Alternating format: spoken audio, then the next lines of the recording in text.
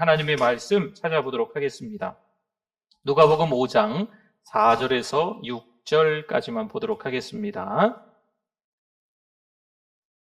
하나님의 말씀 누가복음 5장 4절에서 6절 말씀까지 우리 같이 한번 읽어봅니다. 말씀을 마치시고 시몬에게 이르시되 깊은 데로 가서 그물을 내려 고기를 잡으라. 시몬이 대답하여 이르되 선생님 우리들이 밤이 새도록 수고하였으되 잡은 것이 없지만은 말씀에 의지하여 내가 그물을 내리리이다 하고 그렇게 하니 고기를 잡은 것이 심히 많아 그물이 찢어지는지라. 아멘. 잘 오셨습니다. 우리 옆에 분들 한번 보시고 우리 반갑게 미소를 띄우시면서 한번 인사하겠습니다. 잘 오셨습니다.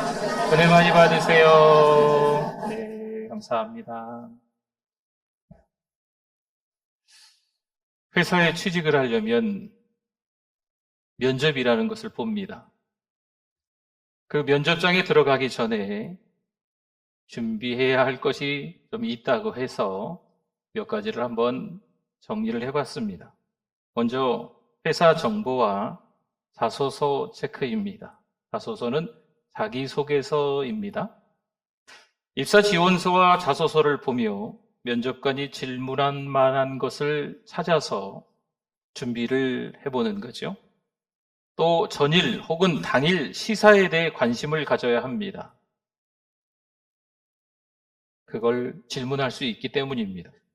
그리고 면접 장소까지의 대중교통을 확인해 봅니다. 이왕이면 전날 미리 한번 가봤다 오는 것도 괜찮다고 하네요.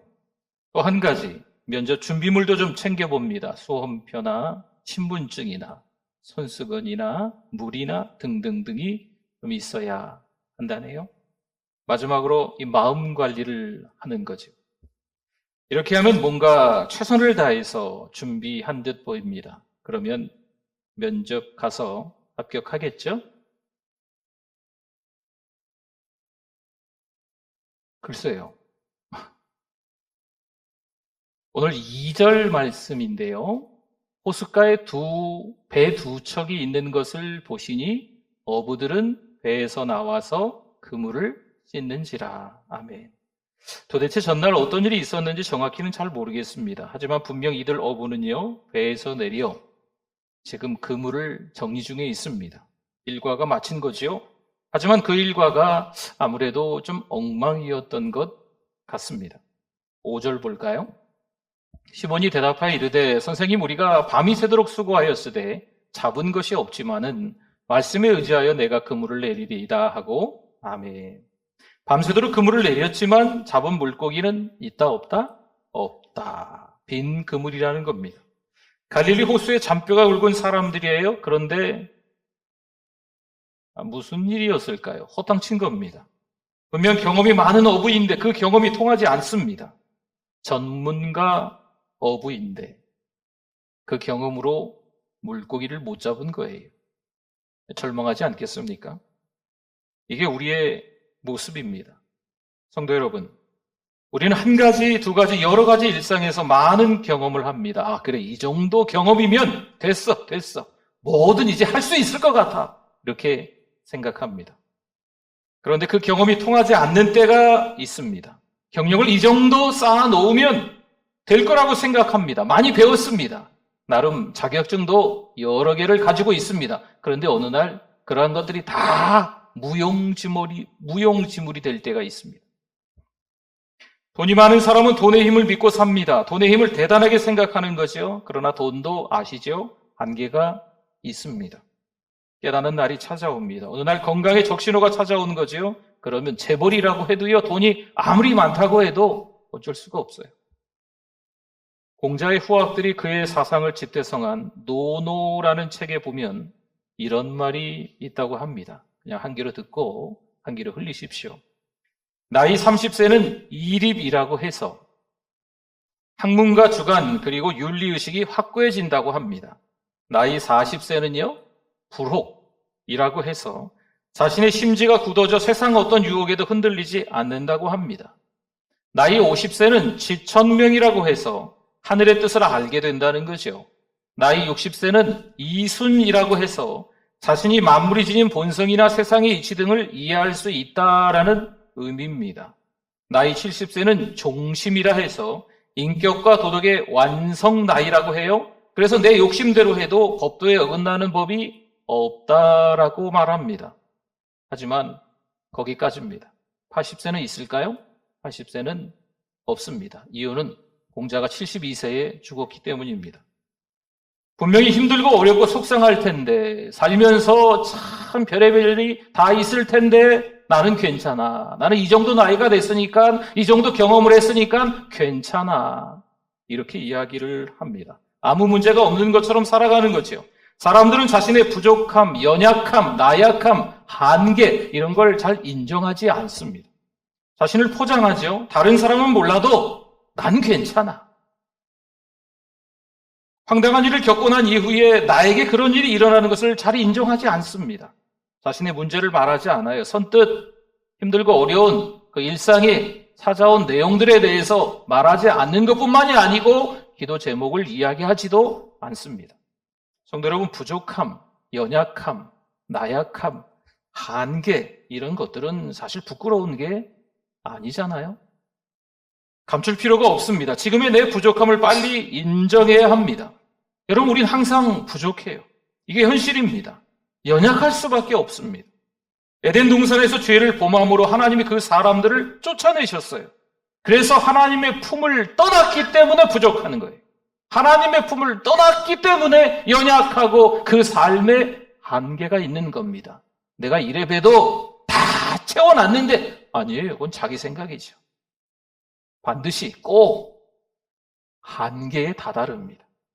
누가복음 15장 13절과 14절에 보니까요. 그 며칠이 안 돼요. 둘째 아들이 재물을 다 모아가지고 먼 나라에 가 거기서 허랑방탕하여 그 재산을 낭비하더니 다 없앤 후 그 나라에 크게 흉년이 들어 그가 비로소 궁핍한지라. 아멘. 여기 13절과 14절에 보니까요. 아버지를 통해서 재산을 다 받았어요. 그 절에 그 13절에 재산을 다 받았고 그 재산을 다 썼다라는 내용이 함께 나옵니다. 둘째 아들은 자신에게 돌아올 재산만 다 가지면 다 좋을 거라고, 나는 반드시 어떤 나라에 가도 성공할 거라고 생각했지만 그 13절에 다 나와요. 재산을 다 받았다. 그리고 재산을 다 낭비했다. 이 내용이 그 한 절에 다 나옵니다. 아버지를 떠나고 어떻게 됐다는 얘기입니까? 아버지를 떠나자마자 말 그대로 우리가 이야기하는 탕자가 된 거죠. 허랑방탕한 생활을 그가 하게 된 겁니다. 자신은 분명 많이 가졌습니다. 그런데 금방 바닥이 나는 거죠. 내 생각이 어떤 겁니다. 아무리 돈이 많아도요, 사람은 부족합니다. 아무리 많이 공부했어도 우리가 가진 지식은요, 부족해요.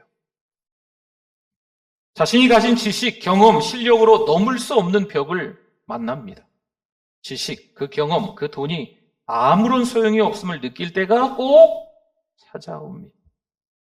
요한복음 2장 3절 말씀에 포도주가 떨어진지라 예수의 어머니가 예수에게 이르되 저들에게 포도주가 없다 하니 아멘. 아무래도 혼주는 최선을 다해 계획하고 충분히 준비하겠죠. 당시에 이 나라의 결혼 풍습은요, 일주일 내내 잔치를 하는 거예요. 이 포도주가 일주일 내내 떨어지면 안 되는 겁니다. 혼주 측에서 조금 준비했을까요? 아니죠. 충분히 준비했겠죠. 혹시나 또 다른 손님들이 찾아올 수 있기 때문에 더 많이 준비하지 않았을까 생각합니다. 잘 준비하고 대비하겠지만 부족할 때가 찾아옵니다. 잔치를 더 이상 할 수 없다는 말이에요. 정말 잘 준비했다고 생각했는데 부족함을 경험할 때가 꼭 찾아옵니다.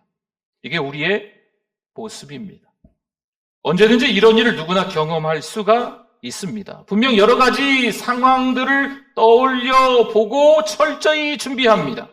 그런데 전혀 다른 상황과 형편이 되는 겁니다. 내가 준비한 것으로 전혀 해결할 수 없는 상황이 벌어집니다. 여러분, 이걸 위기라고 합니다. 내 힘으로, 내 감정으로, 내 마음으로, 내 돈으로 해결할 수 없는 일이 일어나는 거죠. 그러니 힘들어요. 그러니 스트레스를 받는 거죠. 물론 부족함을 극복하기 위해 발버둥 치지요. 그러나 어때요? 아무리 발버둥 쳐봐야 부족한 게 달라지지 않습니다. 그냥 여전히 바닥이에요. 그냥 제로 포인트에 그냥 있는 거예요.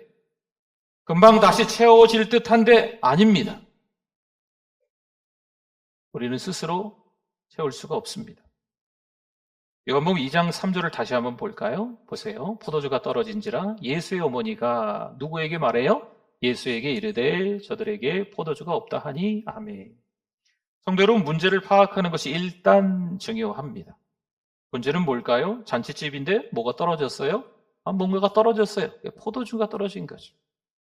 또 그 문제를 내가 해결할 수 없다고 인정하는 게 필요합니다. 그러니 마리아가 누굴 찾아가나요? 예수님께 갑니다. 위기를 만나면 대부분 당황해해요. 다급해요. 어쩔 줄 몰라 하지요. 이리 갈까 저리 갈까, 이걸 해야 되나 저걸 해야 되나, 별로 중요한 것도 아닌데 거기에 또 목매이기도 하고 중요한 것을 또 잊어버리기도 하는 그런 실수도 범하기도 합니다. 보다 쉬운 방법을 찾기 마련입니다. 적당히 해결하려고 하는 거죠. 물론 위기가 아닐 때는요, 이 방법도 괜찮을 수 있습니다. 하지만 위기를 만났다면 사람의 힘으로 해결할 수 없다는 거죠. 성도 여러분, 이럴 때 우리 신자는 뭘 해야 할까요? 이럴 때 정말 예수 믿는 사람들은, 교회 잘 다니는 사람들이라면 이럴 때 뭘 해야 될까요? 하나님께 기도해야죠. 기도는 하나님을 신뢰하는 것입니다. 전적으로 하나님께 맡기는 거죠. 내가 할 수 없는 것을 하나님께 맡기는 거예요. 내가 할 수 있는 것은 하나님께 맡기지 마세요. 내가 할 수 있는 것과 할 수 없는 것을 잘 구분하셔서 내가 할 수 있는 건 내가 하십시오. 내가 할 수 없는 것을 하나님 앞에 전적으로 내어 맡기는 것, 하나님을 신뢰하는 것, 이게 기도입니다. 보세요. 형들은요, 요셉을 도와주지 않습니다. 그 상황을 한번 떠올려 보세요. 요셉을 도와줄 만한 상황과 형편이 되지 않습니다. 하지만 요셉은 어디를 가든 하나님의 주권을 인정하는 삶을 살아갑니다. 요셉이 아무것도 하지 않고 될 대로 되라 했을까요? 이왕 버린 인생, 그냥 대충 살다가 그냥 가면 되지 뭐, 요셉이 이랬을까요? 그러지 않았습니다. 요셉은 보디발의 집에서 성실합니다. 현실에서 최선을 다한 거지요. 물론 고난의 인생은 변함이 없었어요. 하지만 하나님이 전하시는 메시지가 있을 거라 생각하는 거죠. 총리 다니엘은 어떤 사람일까요? 기도의 사람입니다. 국사에 대해 흠잡을 데가 전혀 없는 사람이 맞습니다. 자신의 자리에서 최선을 다한다는 거지요. 사자굴에 들어갈지라도 전에 하던 대로 뭘 했습니까? 하나님 앞에 기도했습니다. 그런 인생의 주도권을 하나님께 다 맡기는 거죠. 다른 나라인데 무려 70년 이상 동안에 여러 왕들이 바뀌고 나라의 이름까지도 바뀌는 상황에서 변함없이 그 총리직을 감당했다는 거죠. 산발라 도비아 게셈은요, 느헤미야를 괴롭힌 사람입니다. 현장에서 느헤미야를 죽이려고까지 하던 사람들이죠. 한두 번이 아니었어요. 하지만 기도하는 사람은요, 자신의 일에 최선을 다합니다. 그 가운데 하나님의 메시지가 있음을 믿는다는 거지요. 예루살렘 성벽 52일 만에 완공이 됩니다. 보세요. 잔치집에 포도주가 떨어지고 그것을 안 마리아는 예수님을 찾고 있습니다. 요한복음 2장 7절을 볼까요? 예수께서 그들에게 이르시되 항아리에 물을 채우라 하신즉 아기까지 채우니 아멘.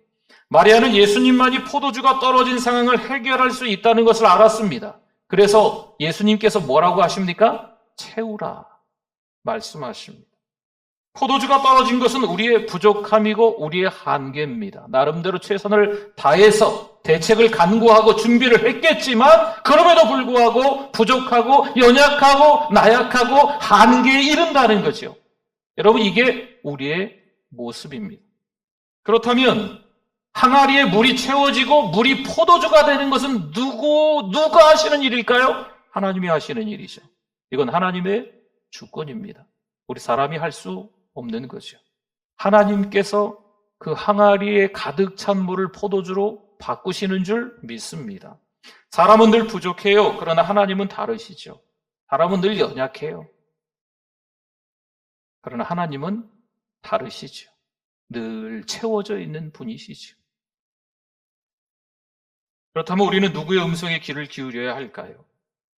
우리 4절을 한번 볼까요? 말씀을 마치시고 시몬에게 이르시되 깊은 데로 가서 그물을 내려 고기를 잡으라. 아멘. 사실 전문가 어부들은요, 밤새도록 그물을 내렸습니다. 그런데 빈 그물이죠. 하루 공치고 이젠 그물까지 정리한 후입니다. 그런데 주님의 말씀이죠. 뭐라고 하셨습니까? 그물을 내려라. 꼭 그물을 내려야 할까요? 밤새도록 그물을 내리고 올리고 했는데 물고기 한 마리도 없었거든요. 그리고 이 그물을 다 정리를 했어요. 뭐 이것저것 붙은 거 다 떼어내고 혹시나 그물이 조금 찢어졌으면 다 이렇게 수선도 하고 다음을 기약하면서 그물을 잘 정리해 놨다는 겁니다. 예수님이 그물을 내려라 말씀하셨다고 해서 그물을 내려야 될까요? 5절 말씀을 한번 다시 봅니다. 시몬이 대답하여 이르되 선생님 우리들이 밤이 새도록 수고하였을 때 잡은 것이 없지만은 그 다음에 보세요. 말씀에 의지하여 내가 그물을 내리리이다 하고 아멘. 우리 실력으로 그물을 내리고 올릴 때는요. 어떤 그물이었어요? 텅 빈 그물이었습니다. 아무것도 잡지 못했습니다. 인생 자체가 절망이었다는 거죠. 여러분 내 힘으로 내 실력으로 내 건강으로 내가 가지고 있는 돈으로 인생을 살아야 되겠다. 내가 많이 준비했으니까 이제 인생이 탄탄대로다 라고 생각하시면 큰 오산입니다. 꼭 하나님께서 깨닫게 하시는 때가 찾아옵니다. 보세요. 주님의 말씀에 의지하여 그물을 내립니다. 어떤 일이 벌어질까요? 6절, 7절 말씀에 그렇게 하니 고기를 잡은 것이 심이 많아 그물이 찢어지는지라. 이에 다른 배에 있는 동무들에게 손짓하여 와서 도와달라 하니 그들이 와서 두 배의 채움에 잠기게 되었더라. 아멘, 아멘. 분명 밤새도록 빈 그물에 경험을 한 그들입니다. 갈릴리 호수에서 어부로서 잔뼈가 굵은 사람들이에요. 하루 이틀 한 게 아니에요. 그런데 빈 그물에 경험을 했습니다. 하지만 지금은 친구 배까지 불러 두 배의 물고기가 가득 차게 됩니다. 베드로 그리고 친구들 이 경험을 함께 하게 돼요. 여러분 여기에 하나님이 전하시는 메시지가 있는 거예요. 아, 베드로가 빈 그물이었다가 물고기 많이 잡았네. 포도주가 떨어졌는데 그 항아리에 물이 물이 바뀌었네. 포도주로 바뀌었네. 아, 성경에 이런 이야기 있구나. 여러분 거기서 끝이 나시면 안 돼요. 나하고 무슨 상관이 있는가? 지금 내 인생과 어떤 관련이 있는가? 내가 지금 힘들고 어려운 일상을 보내고 있는데 하나님이 이 말씀을 통해서 나에게 깨닫게 하시는 하나님이 나에게 전하시는 메시지가 무엇인가를 찾아야 될 줄 믿습니다. 성도 여러분 신앙생활은요 종교생활과 다릅니다.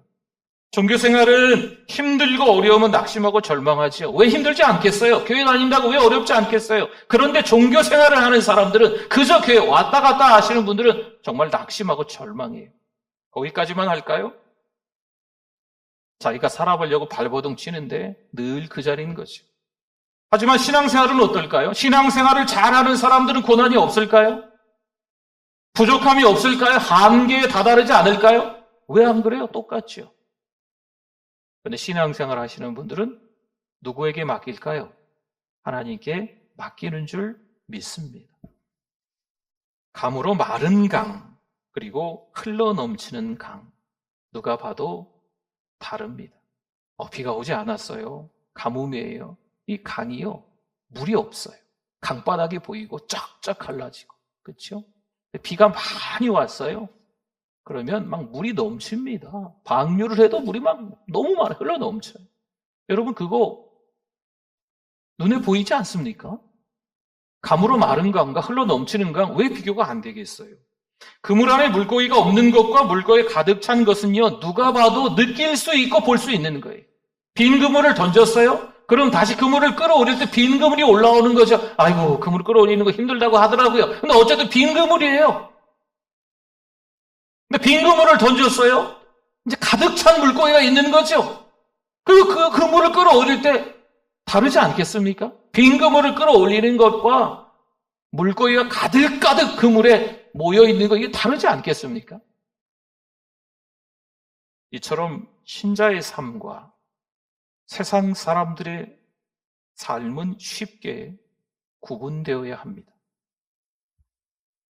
교회를 다닌다고 다 신자일까요? 죄송합니다만 아닌 것 같아요. 교회에서 직분이 있다고 해서 다 신자일까요? 안타깝지만 그것도 아닐 수도 있습니다. 성도 여러분, 신자는요 가정에서, 직장에서, 사회에서, 교회에서 은혜가 흘러 넘쳐야 될 줄 믿습니다. 예수님이 우리의 삶에 찾아오셔서 우리는 이전과는 다른 삶을 살아갑니다. 여러분, 이걸 뭐라고 하느냐면 변화라고 합니다. 근데 종교 생활을 하시는 분들의 입장에서 보면 일이 터지고 어렵고 부족한 게 발생하고 한계에 다다르면 하나님을 찾지 않아요. 이건 뭐라고 하는지 아십니까? 변질이라고 합니다. 변화와 변질은 차원이 다릅니다. 신앙으로 살아가면 하나님이 전하시는 메시지를 깨닫고 변화되는 삶을 살아가는 줄 믿습니다. 그런데 신앙으로 살아가지 않고 오기는 왔는데, 교회 오기는 왔는데 전혀 찬양도 기도도 예배도 말씀도 전혀 나하고 상관없이 그냥 무뎌진 감각밖에 없다. 아이고 지겨워. 힘들고 어려운 일은 교회 와도 변함이 없네. 이러면 잠깐 동안의 신앙으로 살아간 모습이 있는 것처럼 보이지만 변질된 거예요. 주님의 말씀을 듣는 신자는 빈 그물이 채워지는 줄 믿습니다. 그렇습니다. 빈 그물을 경험하며 포도주가 떨어져 부족함을 경험하며 하나님의 뜻을 찾으실 수 있기를 바랍니다. 하나님의 말씀에 주목하면 빈 그물이 물고기로 가득 채워집니다. 아멘. 하나님의 말씀에 주목하면 항아리의 물이 뭘로 바뀔까요? 포도주로 바뀌는 역사를 경험하게 될 줄 믿습니다. 물론 그래요. 우리가 지금 어렵고 힘든 일상을 보내고 있습니다. 만나는 분들마다, 통화를 하는 분들마다 어렵다고, 힘들다고, 이전보다 더 살기가 어려워졌다고 많은 사람들이 이야기를 합니다. 앞으로 더 나아질까요? 그것도 사실 잘 모르겠어요. 하지만 이것 가운데 하나님이 우리에게 전하시는 메시지가 분명히 있을까요? 없을까요? 있습니다. 고난이 찾아왔다고, 위기가 찾아왔다고 하나님이 우리를 모른 척 하시는 걸까요? 그렇지 않습니다. 하나님이요, 우리에게 전하시는, 깨닫게 하시는 메시지가 항상 있습니다. 우리 자신의 부족함, 연약함, 나약함, 한계 인정하실 수 있기를 바랍니다. 하나님이 전하시는 메시지를 그래서 한 주간 동안 찾으시기를 바랍니다. 아멘. 오늘 말씀 생각하면서 우리 주여 한번 부르짖고 기도합니다. 주여, 하나님 아버지 은혜를 감사합니다. 어리둥절하게 만드는 세상의 여러 가지 삶의 모습을 봅니다. 믿음이 있다고 생각했는데 어느 날 좌절하게 됩니다. 교회를 부지런히 잘 나왔다고 생각했는데 어느 날 하나님의 말씀에 의심이 가게 됩니다. 하나님, 어느새 신앙생활을 잘한다고 생각해서 영적 교만에 이르기도 합니다.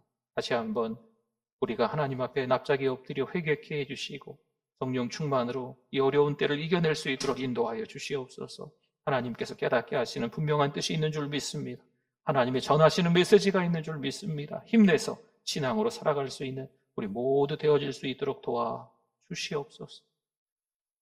하나님 아버지 은혜를 감사합니다. 오늘도 예배자로 찾아 나오게 해주심을 감사합니다. 왔다 갔다 하는 걸음들이 아니고 은혜를 받는 현장이 되게 하여 주시옵소서. 하나님이 전하시는 메시지를 깨닫는 현장이 되게 하여 주시옵소서. 고난은 연속일 수 있지만 그 가운데 하나님의 뜻이 분명히 있음을 깨닫고 다시 힘낼 수 있는 우리 성도들 되시게 하여 주시옵소서. 예수님의 이름으로 기도드립니다. 아멘.